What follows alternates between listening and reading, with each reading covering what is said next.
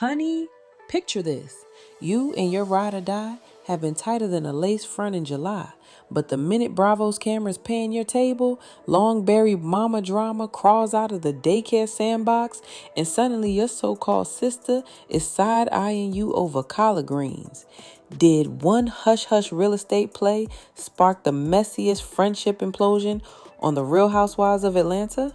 Tonight, we're peeling back 16 years of whisper betrayals, Instagram warnings, and on-camera tears to figure out who really ditched the sisterhood first. So pour your favorite sip, clink it for good luck, and settle in because this is Cocktails and Controversy, where the tea always tastes better over together.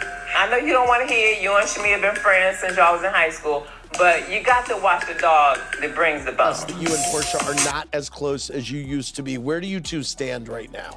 I would say we kind of like this.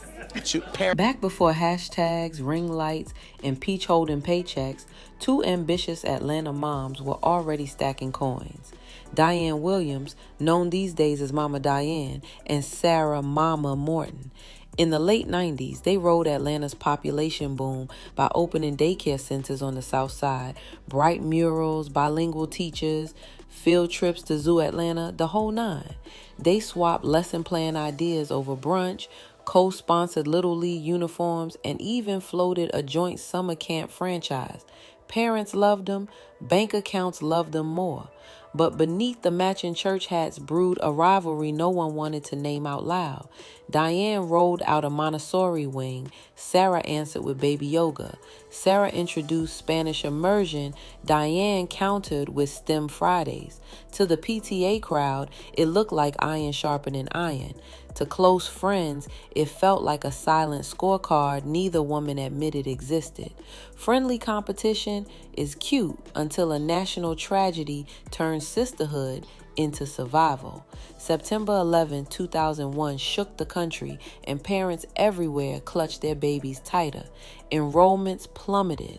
One of Diane's flagship centers, prime location, hefty mortgage, began hemorrhaging cash. Fact, public tax records from late 2001 list that site as delinquent. Allegedly, Diane confessed to Sarah over Sunday dinner, "I might let that building go. Just promise me no other daycare moves in next door to my other spots." The story goes that Sarah nodded, passed the peach cobbler, and quietly kept an eye on the courthouse steps. With you is this. You are a low-down, dirty individual. Some low-down shit in there. County files confirm the property hit foreclosure auction that November. Allegedly, a Morton family trust placed the winning bid for pennies on the dollar. Weeks later, the familiar Williams Academy sign vanished and a glossy banner reading "Little Achievers," a Morton Center, popped up in its place. Same building, same playground, brand new owner. The neighborhood gossip mill spun into overdrive. Half said business is business. Diane walked away. Somebody else revived it. Half said Sarah weaponized insider info and profited off her friend's pain.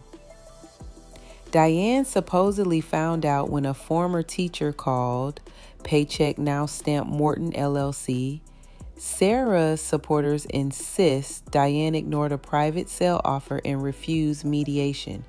Whichever version you favor, the friendship flatlined that day, leaving two teenage daughters to build a bond on ground already salted. For nearly a decade, the moms stayed cordial at charity galas, but never shared a pew. Meanwhile, Porsha Williams and Shamea Morton tore up Atlanta nightlife, swapped bronzer tricks, and eventually landed on RHOA together. Whether they truly knew their mother's history is up for debate. Cousins whisper, Diane quietly warned, "Be careful. Apples don't fall far from the tree."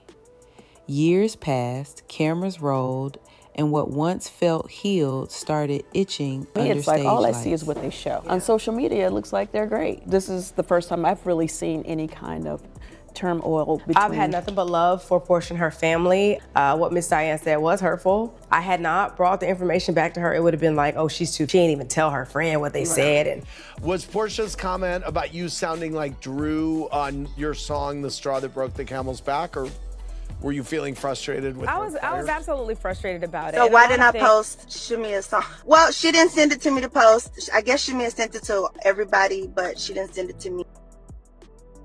Spring 2025, RHOA Season 16, Episode 11. Setting, Rock South, hot honey chicken, 4-cheese mac, collards with smoked turkey. Shamea unloads months of frustration. When I bring you concerns, you shrug me off. Then she drops the bomb. Your mom said that apple tree line about me. Porsha's face freezes. The tension is chef's kiss perfect for ratings. Dinner plates get cleared. But the real explosion hits at 4 a.m. on Instagram. Black screen, white text, shaky fingers typing. At Shamea Morton, don't take it there. Talk about me all day, but keep Mama Diane out your storyline, knowing good and damn well what your mom did to mine was highly egregious. Wrong road, sis. Hashtag wrong road, sis. Trends by sunrise. Blogs dissect every syllable. Reddit sleuths draft flowcharts. Shamea stays radio silent until another mama grabs a webcam. Enter Mama Sarah, acrylics clacking and ring light blazing. Her YouTube upload setting the record straight, 13 minutes of velvet gloved it's jabs. It's exactly how you see it. That is absolutely the reality. We are no longer as close as we used to be, and that's unfortunate. Yeah. So, what's actually verified? Both moms own multiple daycare centers.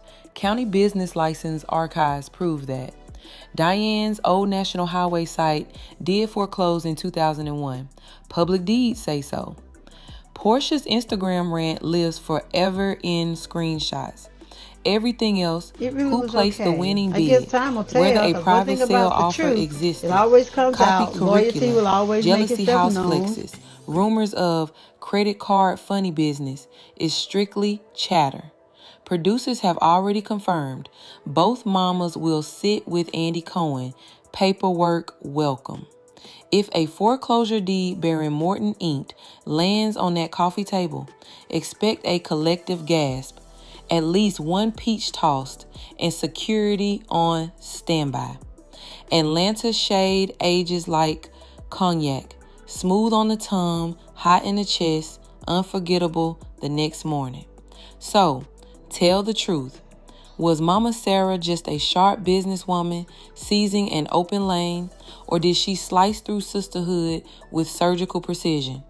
Sound off below. Team Diane, Team Sarah, or Team Everybody Needs Therapy and a Vacation. Smash subscribe, tap like, and guard your coins, because next episode we're unpacking another ATL secret nobody saw coming. Until then, keep the cocktails cold and the controversy hotter than July asphalt.